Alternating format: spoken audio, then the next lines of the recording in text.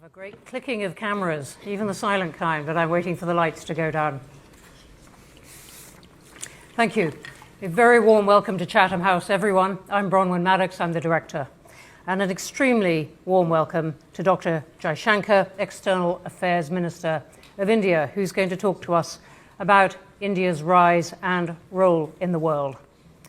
And he needs, I say this sometimes about our guests, but I will say, but he needs no introduction, but let me just add a few things to the things that you will know about him. One of the, I'm going to say, longest standing foreign ministers around. You've survived longer than many since 2019.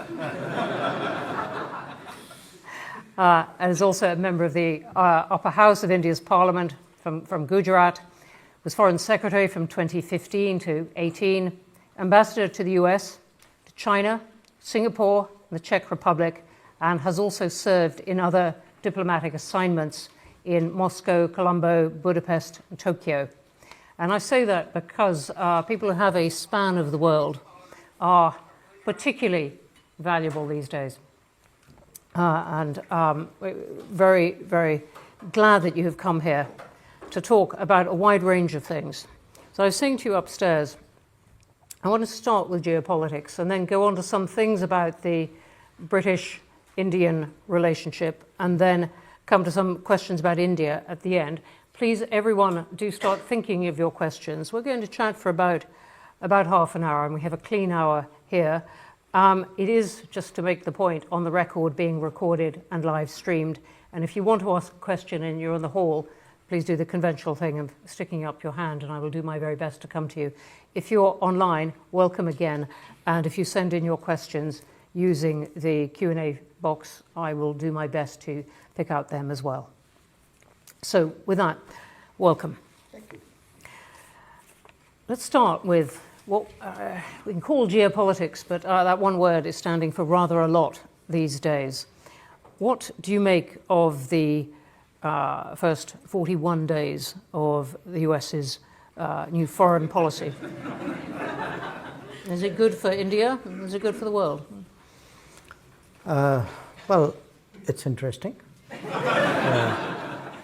And I think, and some of it, I must say in all honesty, is not surprising. Mm-hmm. If you actually tracked it and assume that most of the time, political leaders at least do much of what they promise to do. They do not always succeed, or they do not always get everything they want. But as a general principle, when people, when political forces or political leaders have an agenda, and particularly if it is one which they have developed over a fairly long period of time and have been very articulate, even passionate about it, then I think much of what we have seen and heard over the last few weeks was to be expected. So I'm a little surprised that people are surprised. Now, that said, is it good for India? In many ways, I would say yes. My Prime Minister was in Washington about 2 weeks ago. I had accompanied him. I was myself there for the presidential inauguration. And when I look at our interests and our expectations of the relationship, I think there's a lot of promise we see there. Conceptually, I think we see a president and an administration which, in our parlance, is moving towards multipolarity. And that is something which suits India. When you say that they are moving towards multipolarity, do you mean accepting or even encouraging there being many, many poles of power in the world? I think practicing, and by practicing, promoting. That, since 1945, one tends to think and talk about the United States as US and the Western world. So it's more like a bloc rather than a nation. I think what is quite clear is the US's own self-perception is now more as a nation and perhaps a little less as a bloc. Not entirely, as one and not the other, but definitely the needle has moved in the direction of a more national personality and a more national analysis of its self-interest. If one looks, at our own relationship politically, to be very honest with you, we've never had any issues with American presidents, at least in recent times. There's no baggage which we carry or burden that the relationship carries. I think from President Trump's perspective, the one big shared enterprise that we have is the Quad. And the Quad is an understanding where everybody pays their fair share. So there's no spat about who's paying for whom. There are no free riders in Quad. So that's a good model for which works, which was restarted during President Trump's first term. And if I were to look at some of the big priorities of this president, many of them actually work for us. He seems to be, for example, committed to keeping energy prices reasonably affordable and stable. We welcome that. He is putting a lot of emphasis on tech, on the development of tech, on the use of tech as a game changer in global politics. I think that offers a lot of possibilities, for us. He appears open to connectivity initiatives of a certain collaborative nature. We have deep interest in that. So I would say, and of course, he has a certain view of trade, as you may have noticed. I was sitting here thinking we've got this far without mentioning trade or indeed tariffs, and I was wondering where you thought India would come out of this great tariffs exercise. I was coming there with Babet. Good. I'm just making sure we get that. We had a very open conversation about it, and the result of that conversation was that we agreed on the need for a bilateral trade agreement. And our trade minister, in fact, is there in Washington doing exactly that right now. I was thinking as you were talking, the piece in the Financial Times by Martin Wolf this week saying the West is over. Do you think that's right? I wouldn't put it so sharply, but I would say today there are clearly, American interests are more sharply defined. And I suspect so are European interests. I'm not sure where exactly Britain is, probably non-aligned between the two. But it's very clear. It's possible that it has not yet sharply defined its interests. Yes, but we might come on to Britain in a moment. But just staying with this picture, I would love to hear more about where India is going to position itself. Multipolarity, as you said. There is China. We still don't know exactly what the US might choose to do with China. It's clearly bringing Russia a bit more in from the cold. Where is India going to put itself in this position? Vis-a-vis the US or vis-a-vis US and China, yes. All this is shifting. Look, our endeavor, at least for the last decade, has been to try to see if we can actually develop all the big relationships in a way, and the non-big relationships as well. In parallel, we understand that each one of them is different. Sometimes the issues are different. I'm not saying that it means being equidistant or behaving the same with everyone. I think in each case, it has to be customized, it has to be assessed. And then you look at, what are the advantages and what are the challenges and what are the benefits and what are the risks. And you arrive at a certain position or equilibrium. And if we can do that successfully with all the major powers and groupings, that actually puts you in a much better position in a world which we could see was heading towards multipolarity. So it's, I mean, think of it really as, in a sense, from what used to be said was a very bipolar world, which wasn't entirely true, and then a unipolar, which also wasn't entirely true.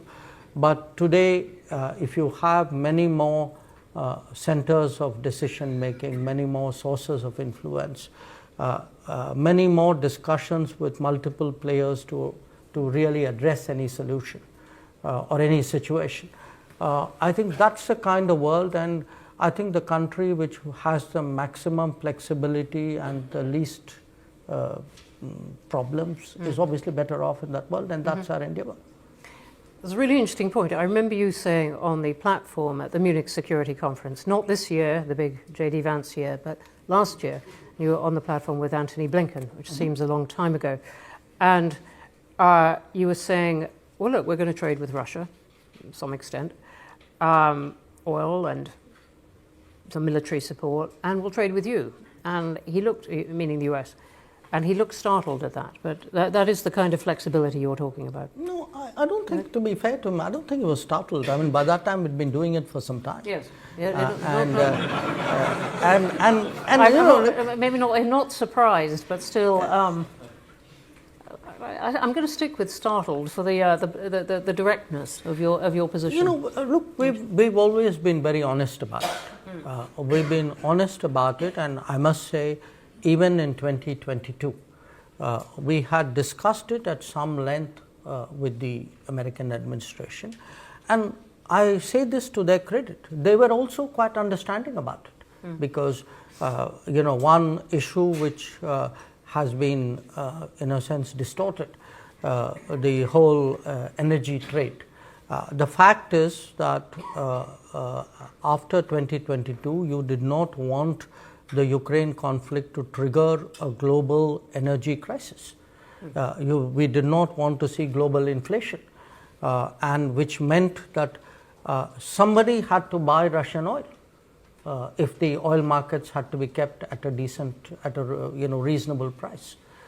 So I think there was an understanding about the need for that, and in fact, I remind people, you know, that was one of the reasons why there was a very conscious decision not to, you know, mix that trade with sanctions. So I think people have been very sober and very, I would say, sensible about insulating the global economy from that particular aspect. So we've been very, you know, honest about it, because I would rather tell our partners and the rest of the world up front what we are doing. I see no reason why we should be, you know, less than direct in any way. What about the BRICS? What would India like the BRICS to be? Economic grouping or ideological one? What's the value of it going to be? You know, look, it's hard to put a label on it, and we all like putting labels. I mean, that's what we do for a profession. I mean, that's why you have you do what you do, and I do what I do. But some things are not so easily defined, and BRICS is one for this reason. I can't say that it's, you know, I couldn't put an ideological label on it, in the sense, if you look at the BRICS members, even the original members, we are a very diverse group. We are an exception to the normal rules on which groups are formed. I mean, normally countries who approximate geographically to each other or have some particular shared history or some kind of ethnic or linguistic commonality. This is normally the basis to create a group. Now, BRICS defies all those assumptions.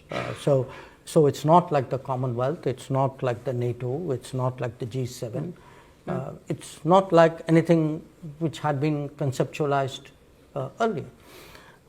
What it had, I mean, if I were to really look at what brought BRICS countries together, it was a sense among very major powers that they were not getting their due place or due share of global conversations and decision making, and they would be better off if they came together and then, shall I say, sent a collective message.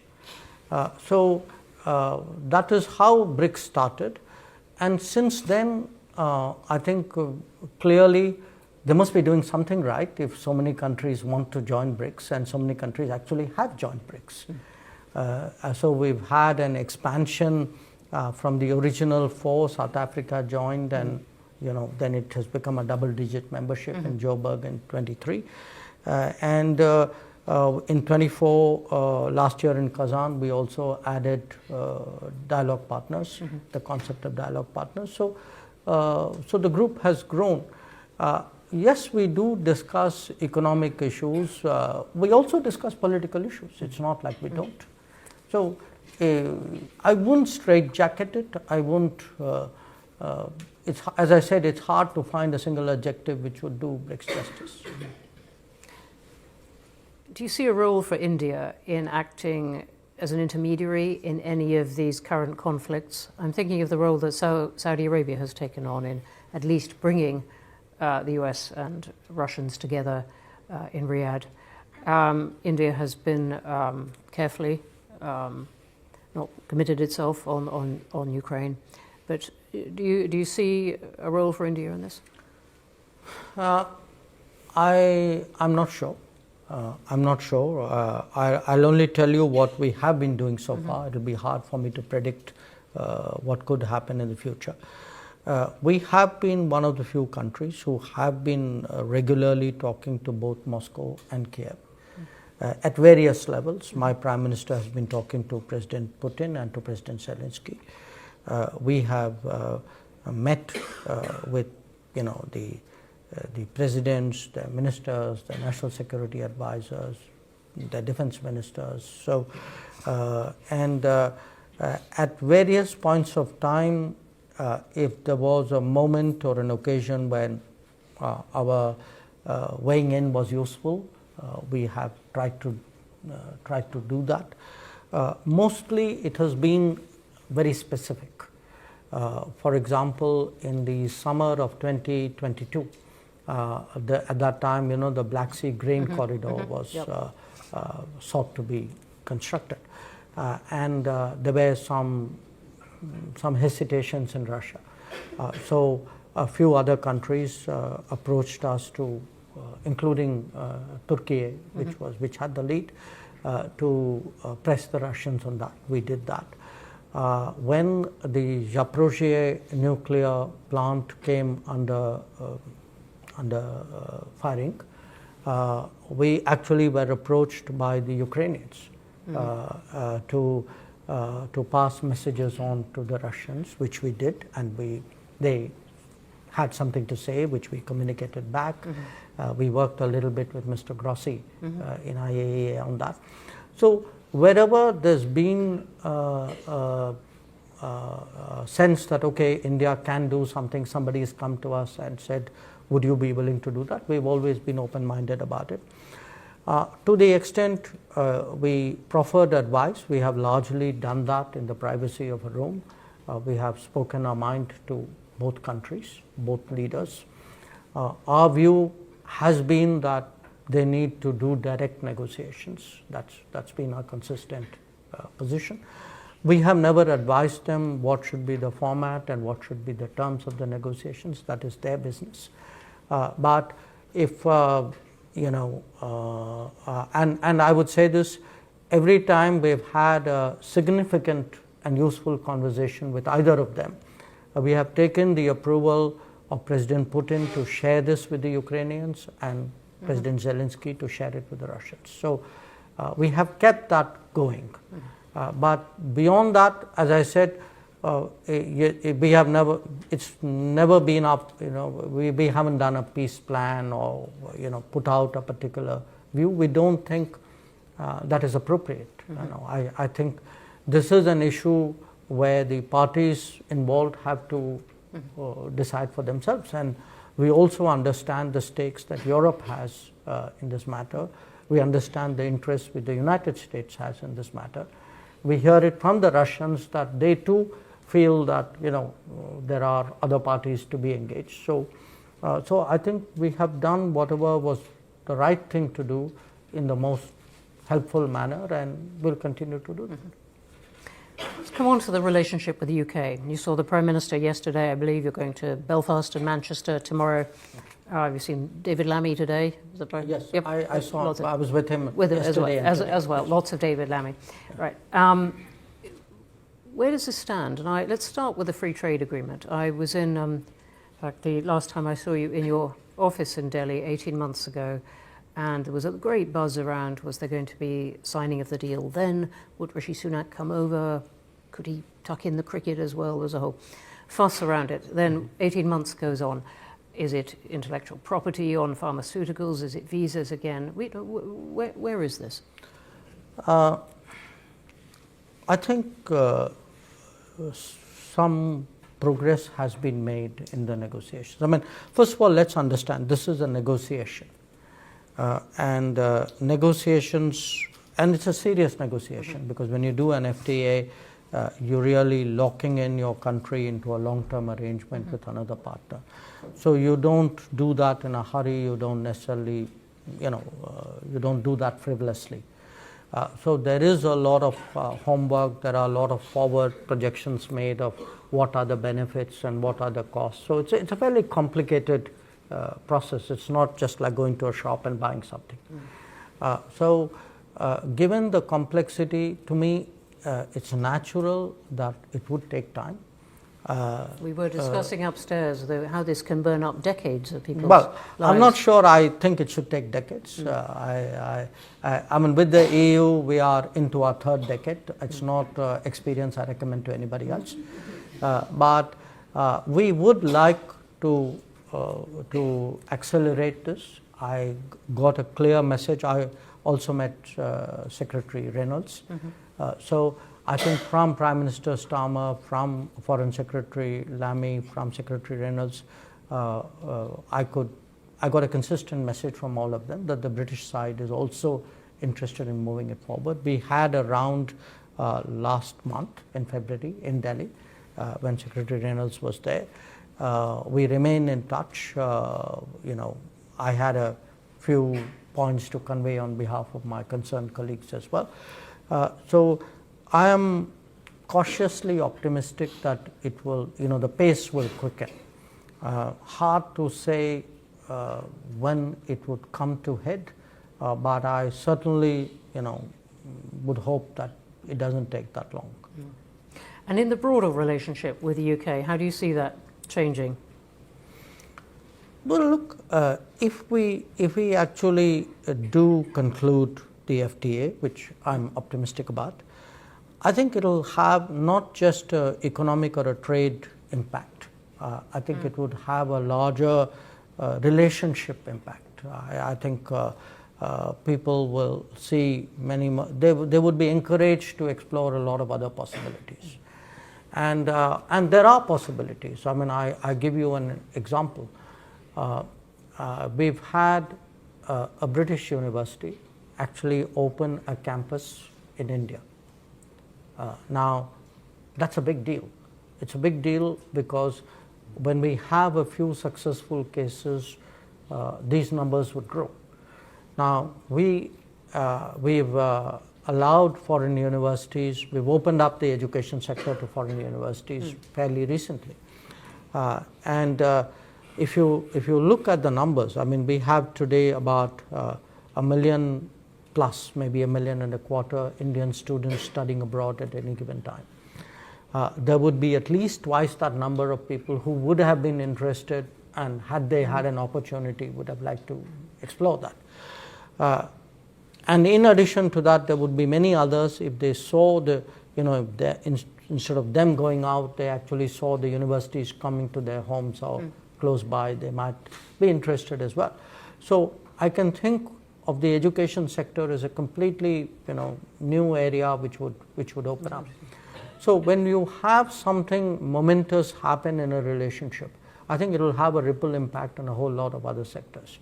I see that, similarly, we are considering making some significant changes to our nuclear policy, including amending our liability legislation and also contemplating the possibility of private sector operators in the nuclear field.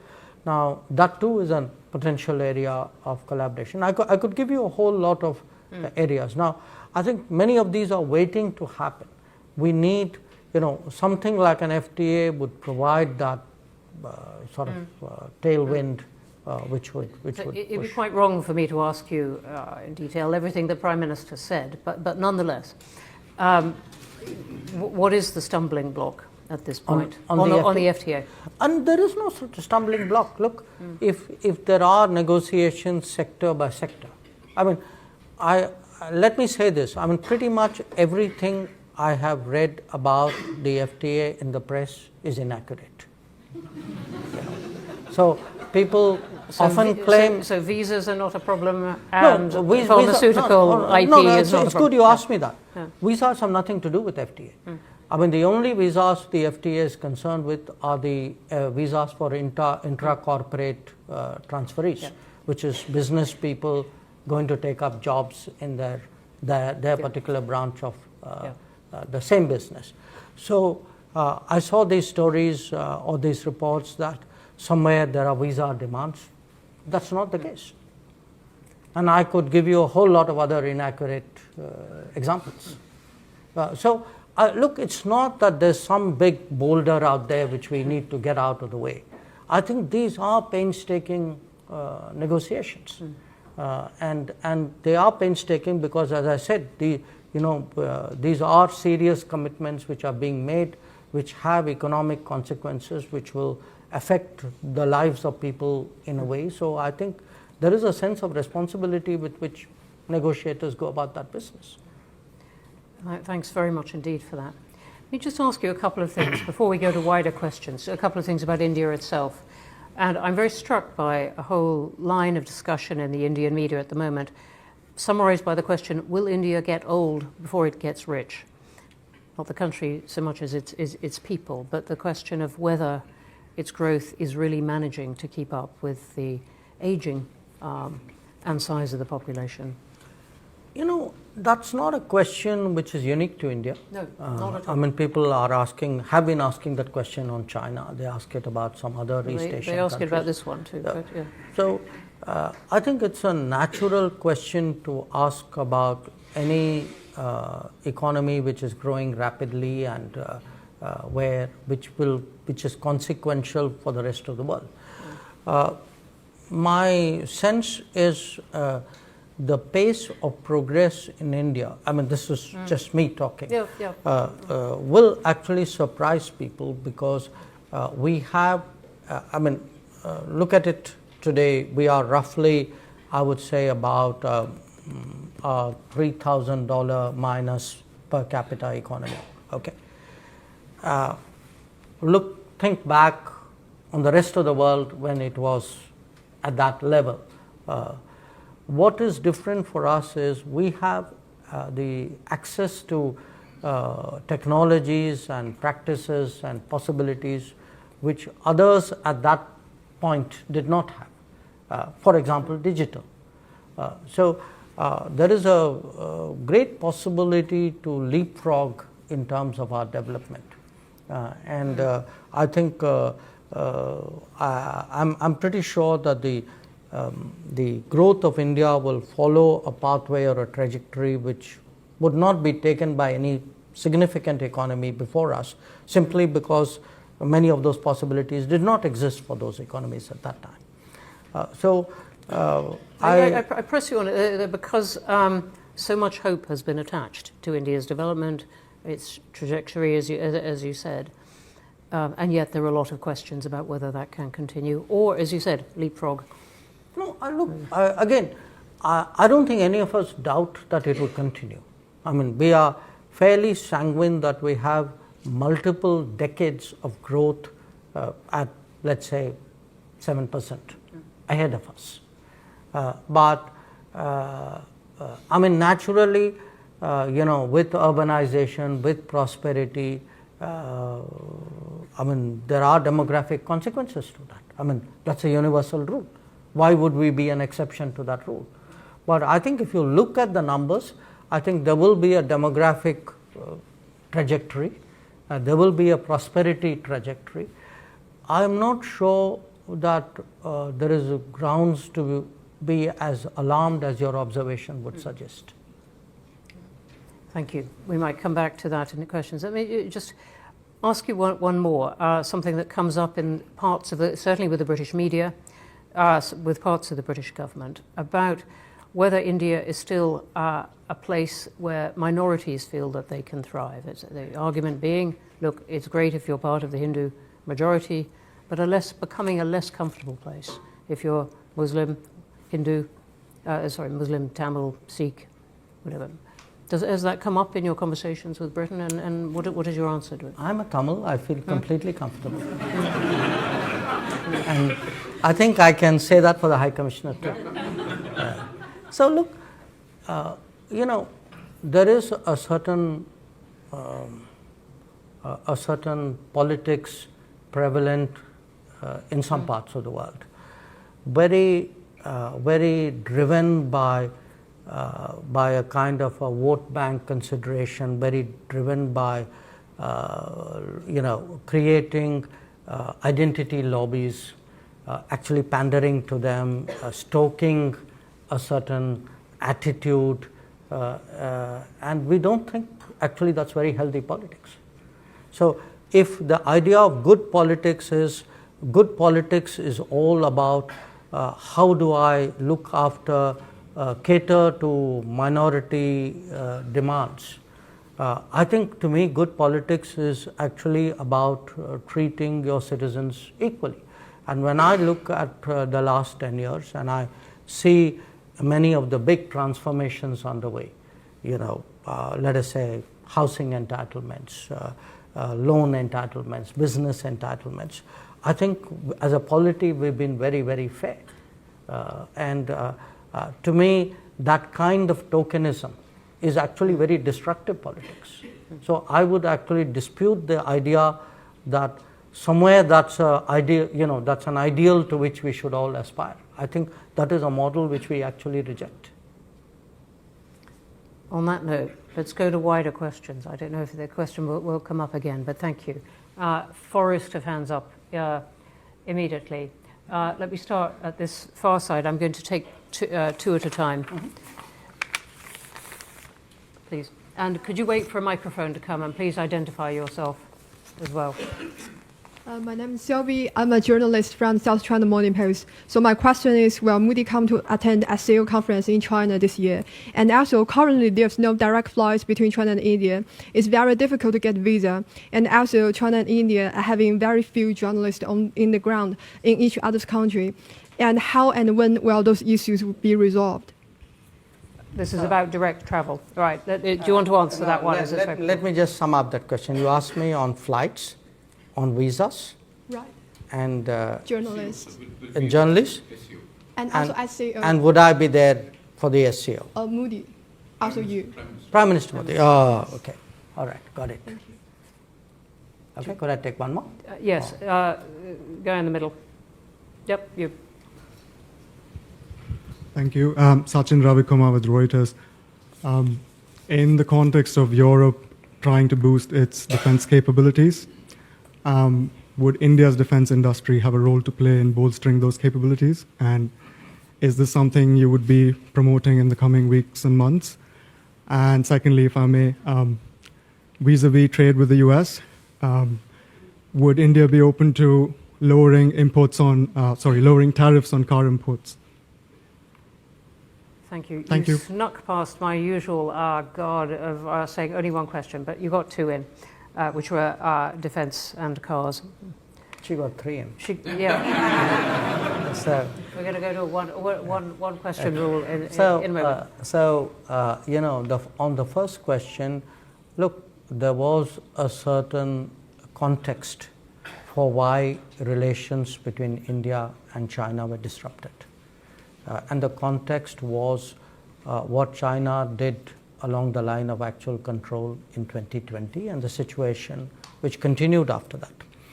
Now, in October 2024, we were able to resolve many of the urgent issues, the pending issues pertaining to that, what we call disengagement of troops who had been deployed upfront. So after that, there was a meeting between Prime Minister Modi and President Xi in Kazan, and I myself have met Foreign Minister Wang Yi. Our National Security Advisor and our Foreign Secretary have visited China, and we are discussing with China some steps to see how the relationship can go in a more predictable and stable and positive direction. One of the steps which you did not mention, so let me to your 3 questions add a 4th one, which was the resumption of pilgrimage to Mount Kailash, which is in Tibet, which Hindu pilgrims have been going to for ages. So the resumption of pilgrimage, the direct flights between the 2 countries, the journalist issues, all these are being discussed. But there are some other issues. For example, we had a mechanism about trans-border rivers.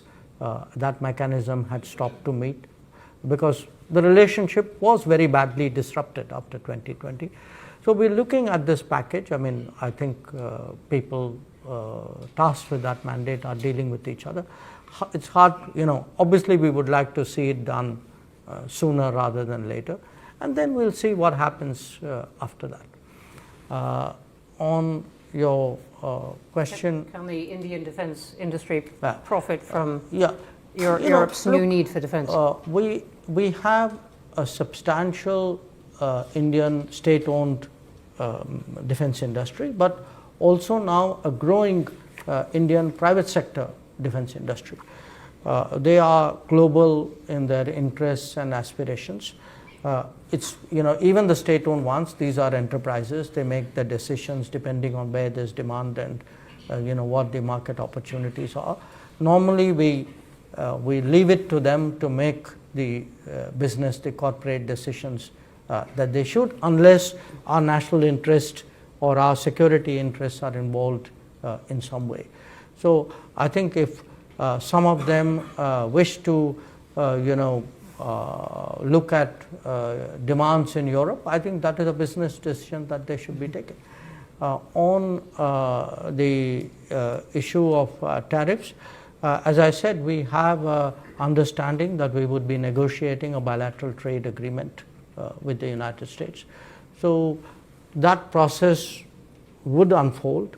Our trade minister is there holding discussions right now. So one has to see where that goes. Okay, another forest of hands. Right, I'm going to take the woman on the aisle there.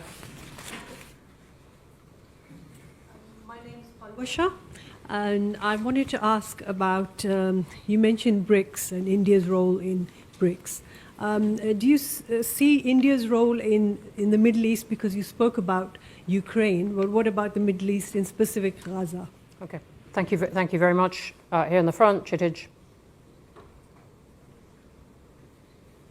I'm going to take three this time. Kshitij Bajpayee, Senior Research Fellow for South Asia at Chatham House. Many thanks for your very insightful remarks. I had a question about India's neighborhood. India resides in a region in which 3 countries are in the midst of IMF bailouts: Sri Lanka, Pakistan, and Bangladesh. 2 countries could be regarded as potentially near failed states, Myanmar and Afghanistan, and 2 countries with which India has a history of difficult relations, which also happen to be nuclear weapon states, and it also has active territorial disputes. Of course, I'm referring to China and Pakistan. You also have a relatively low level of regional economic integration and institutional integration, at least compared to other regions in terms of intra-regional trade. So my question is do developments in India's neighborhood, do they hold back or undermine India's global aspirations? Or to put it more bluntly, can India rise without its region? Thank you. Thank you. And I'm going to take one more right here in the front. Thank you very much. I'm David Lubin. I'm an economist here at Chatham House. I wonder if you could comment on India's aspirations for the internationalization of the rupee, or more generally, whether you and the Indian government have a problem with dollar dominance in the international monetary system. Great, thank you. We have the Middle East, Gaza. We have whether India can rise without its neighborhood, without relations with its neighborhood, and the internationalization of the rupee. On the Middle East, obviously we have significant interests. I mean, depending on how you define the Middle East, if you were to include the Gulf in it, we would have more than 10 million Indians actually living there. The trade, our trade with the Gulf would be today, our exports to the Gulf alone would be close to $100 billion. Our trade with the Mediterranean is close to $85 billion. The Mediterranean has almost 500,000 Indians living in the littoral states of the Mediterranean. So if I were to, and if one looks at the footprint, the economic footprint, I mean, whether it's the Mediterranean countries, whether it's the MENA countries, whether it's the Gulf, I mean, there isn't a country where there isn't today some kind of significant Indian project, business, infrastructure, activity. So yes, we would like to see a stable, safe, prosperous Middle East, but we do understand, I mean, right now the situation is very complicated. Again, we have a position which is obviously, in my view, very objective and balanced. I mean, we do condemn terrorism and hostage taking. We do believe that countries have a right to respond to that. But we also believe that humanitarian law should be observed when undertaking operations. We do think there's an urgent need to get relief and rehabilitation done in Gaza. And we strongly advocate for a 2-state solution. So we have I would say, a broad spectrum but consistent and, in our view, an objective position about it. Again, if there is and Indian peacekeepers, by the way, are deployed today both in Lebanon and in Golan Heights. So if there is some way or something we should be doing, we are open to looking at it. We have been engaging, pretty much all the players: Israel, Egypt, Jordan, Lebanon, Saudi Arabia, the Gulf countries, on that. So, but our sense right now is really it's largely the countries in the region who have the initiative and the United States. So if there are countries who have that initiative and doing something, it's good that they are doing something. So but our interests are that there's some kind of lasting solution found to the crisis. On your question, Kshitij, about the neighborhood, again, there are a lot of things happening on the ground. This may or may not fit into a theoretical construct. For example, if one looks at connectivity, and by connectivity I'm talking here of roads, of waterways, of electricity grid connections, of fuel supplies, of movement of people. In fact, the last 10 years has seen an extraordinary pickup that whether it's Bangladesh, whether it's Nepal, even Myanmar, that every one of these countries today in some form, compared to where they were 5 or 10 years ago, are either importing or exporting more energy, are trading more, are seeing a much greater flow of wagons, buses, people, you name it, much more goods transiting through countries or to countries. So in many ways, actually, on the ground, the real economy is experiencing a very, very profound change.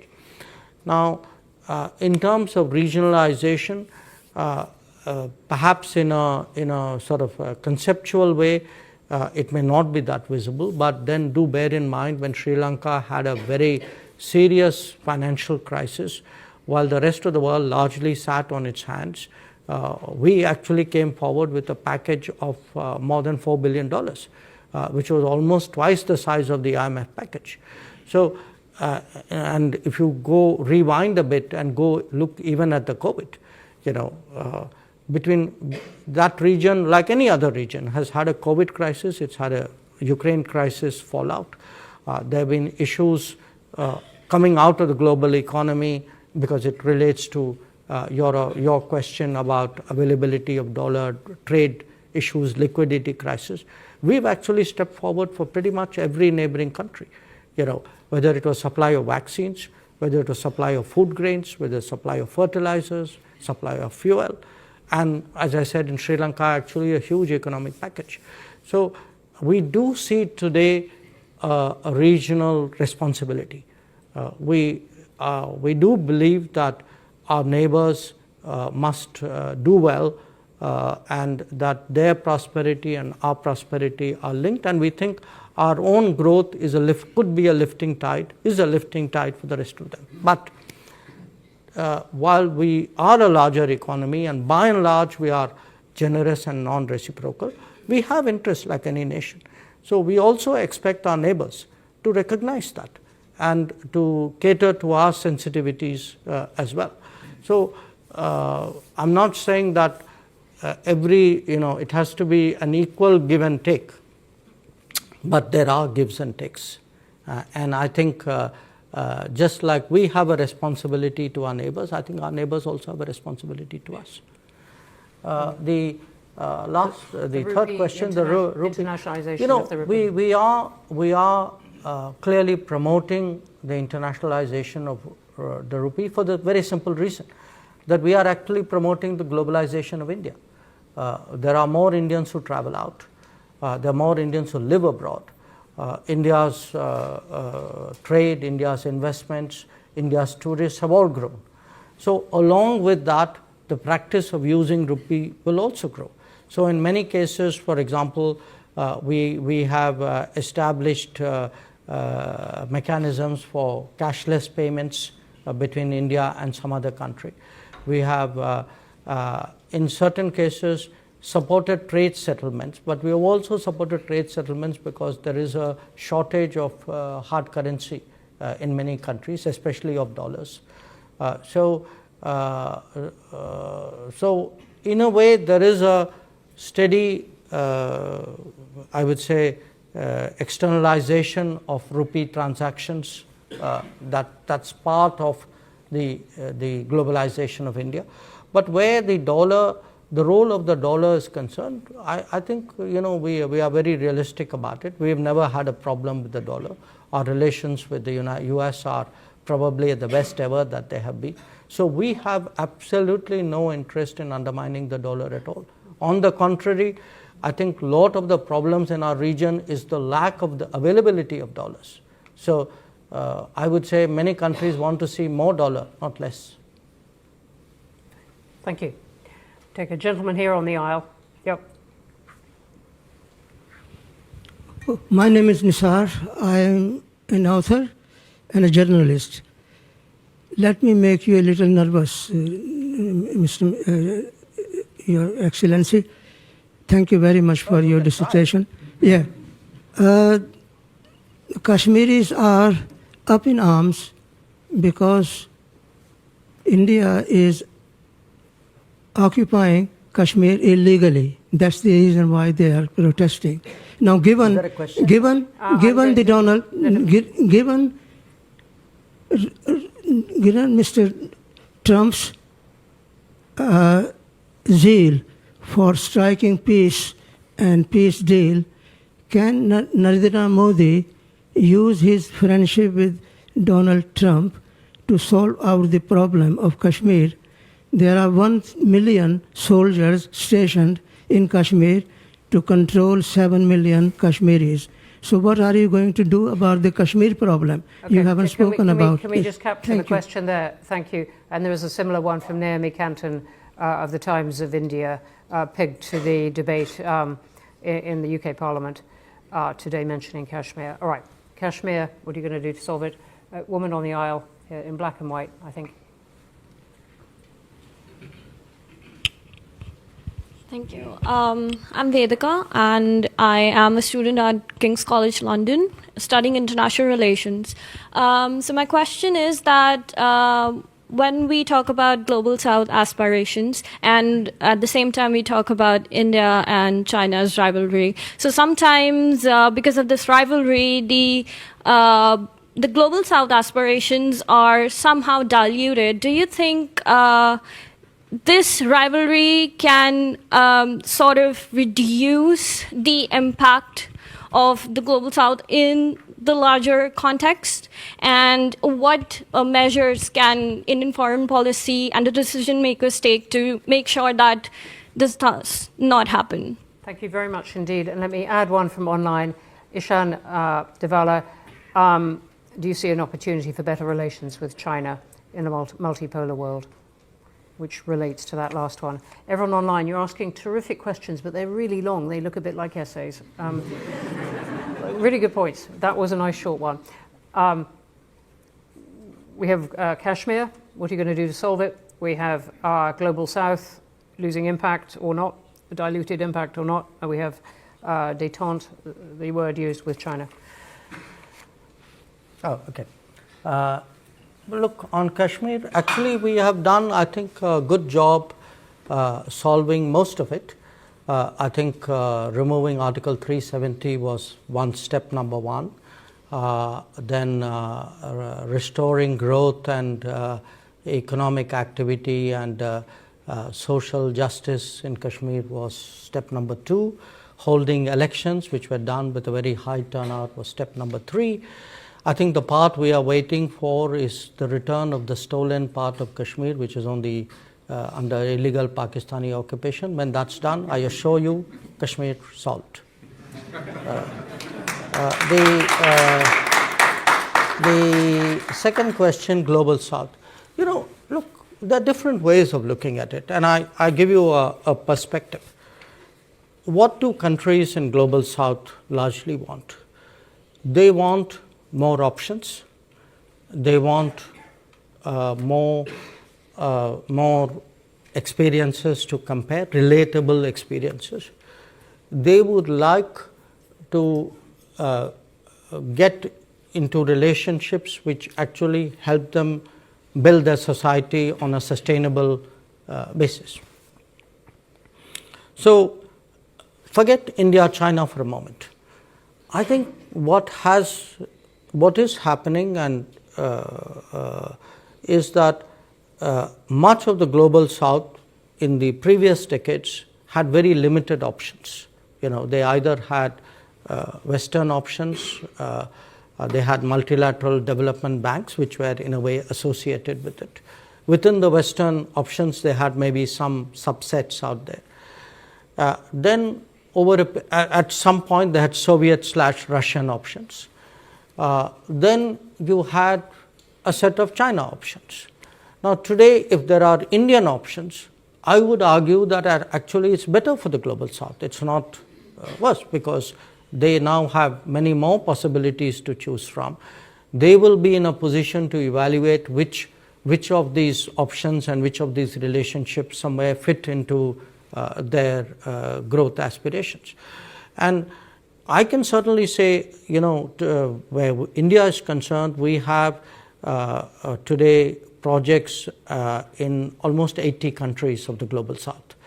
We have delivered actually about 600 significant projects in the last many years. And I do think that by doing so, I mean, obviously the partner country is benefited, but it also strengthens the hands of the partner country in dealing with other relationships.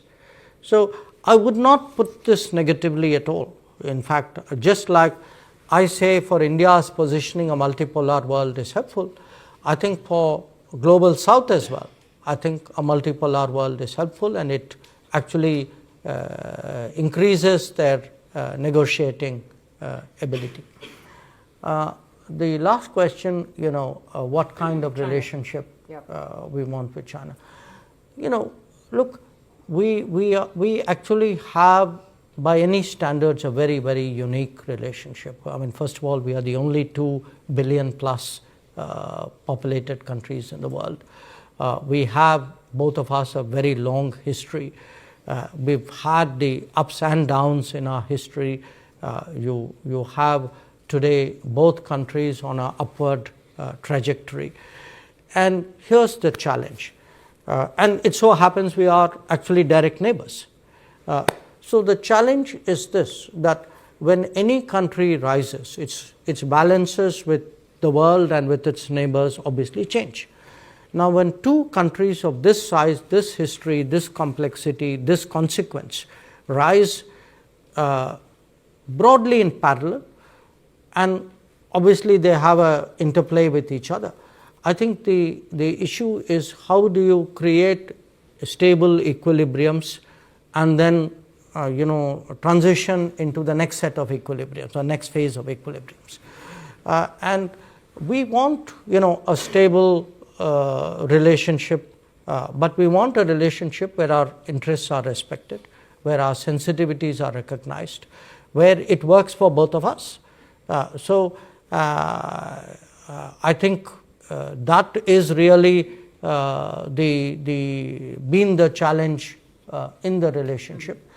And obviously, for us, because of the border, for us, the management of the border, the assumption for the last 40 years has been that there must be peace and tranquility in the border areas if the relationship is to grow.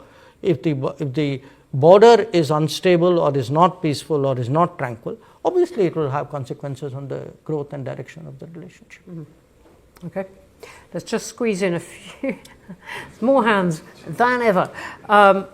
All right, I'm going to the gentleman right in the middle who's been very patient. Anis Nasser, retired banker. Dr. Jaishankar, one huge question for you. A lot of talk has been emanating from BRICS group to replace dollar and have its own payment system.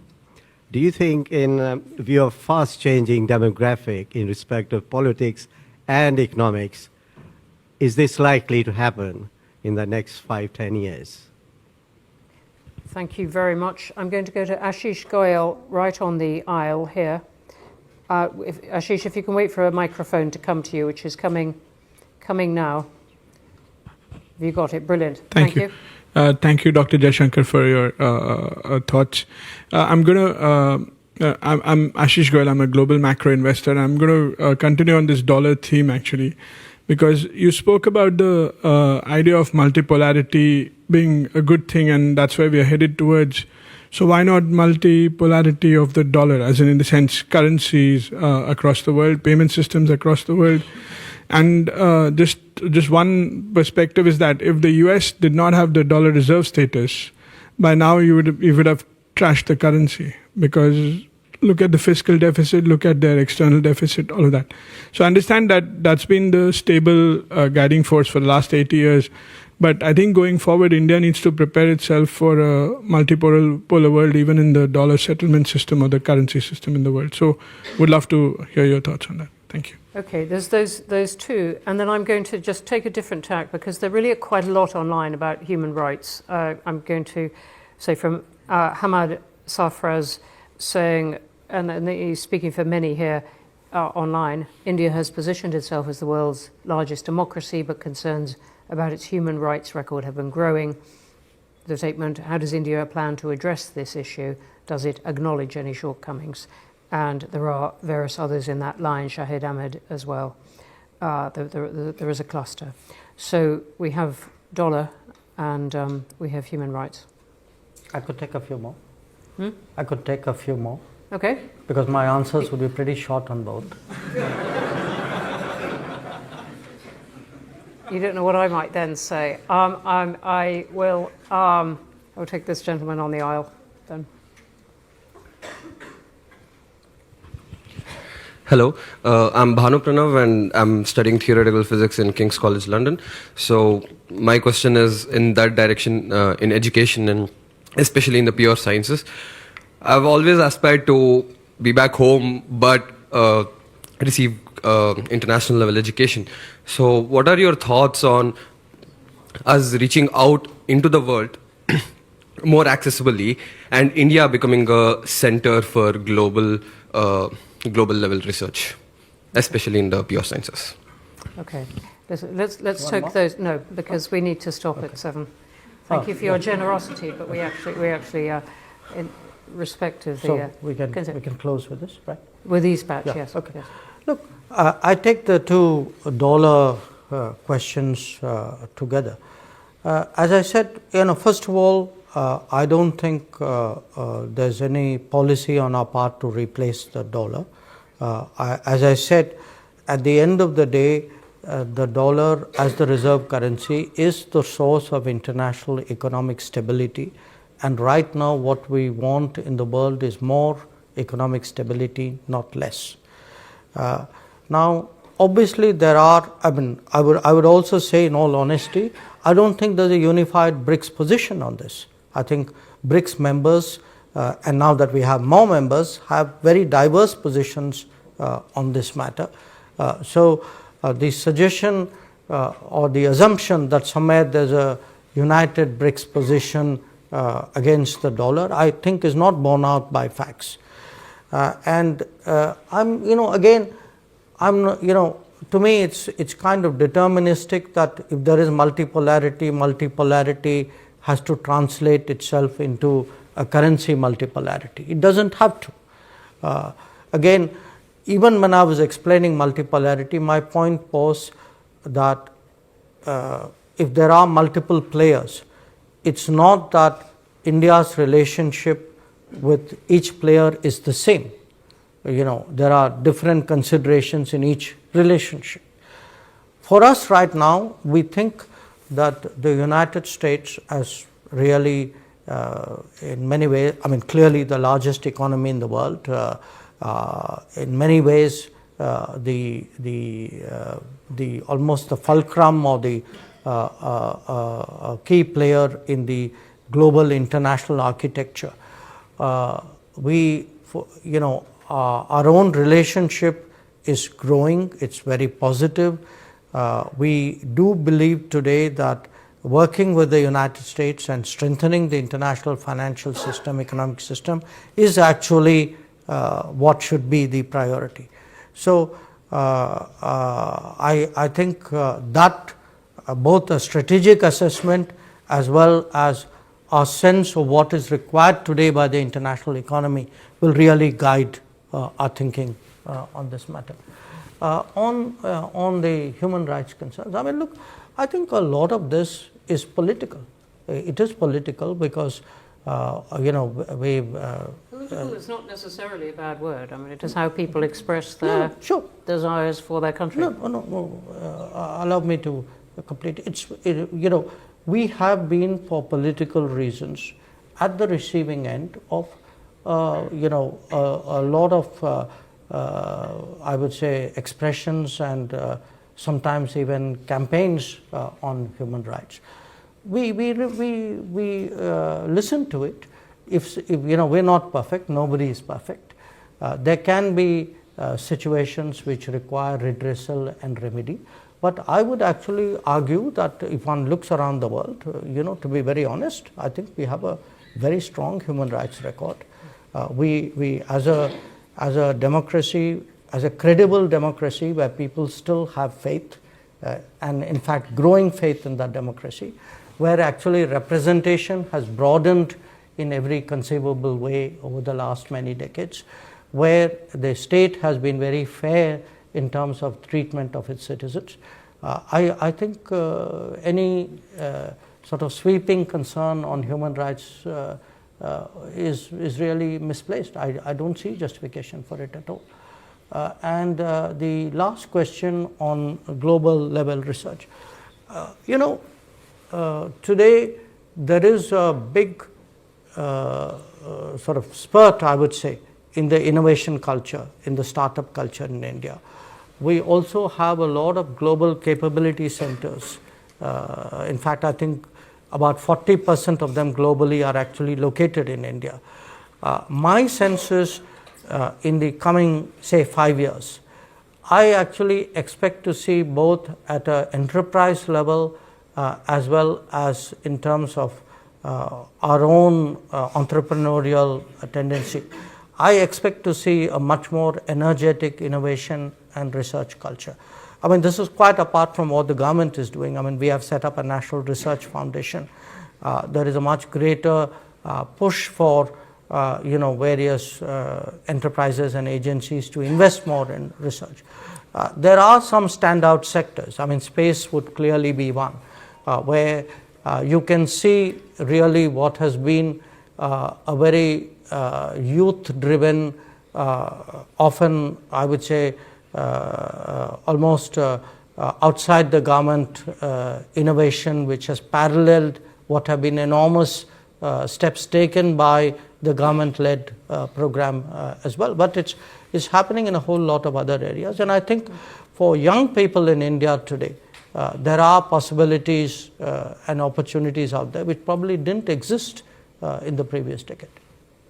We are going to have to stop there. There was a forest of hands up. There are loads of great questions online, very few which I could squeeze in, but many of them thought-provoking, some of them charming. I'm looking at Raghu Ramachandran saying, what is your personal desire or vision for the world in the next 25 years, which I didn't bring in.